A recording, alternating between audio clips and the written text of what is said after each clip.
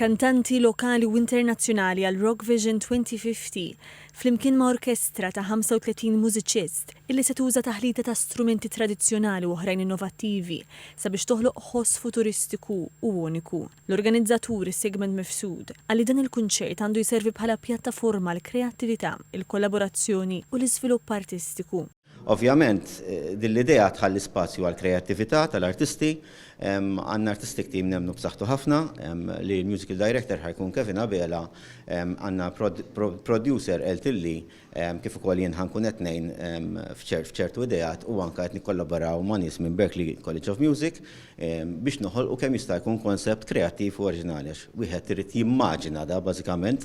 Il-kap eżekuttiv ta' Festivals Malta Franza Ġus għalli li proġetti bħal dawn joħolqu opportunitajiet importanti għall-artisti lokali sabiex jaħdmu ma' professjonisti internazzjonali fil-waqt li jkabru n-networks professjonali tagħhom. Iċ-Chairman Eżekuttiv tal-Kunsill Malti għall-Arti, Luke Dalli, enfasizza l-oriġinalità u l-kreattività wara Rock Vision 2050 fil-waqt li faħar il-livell għoli tat-tim artistiku.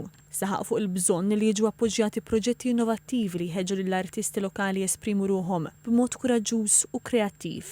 Brabta ma' dan il-kunċert li jagħmel parti minn programm usa ta' Fusion Festival ser isiru qatt ta' masterclasses fil-produzzjoni mużikali u fi strumenti speċifiċi.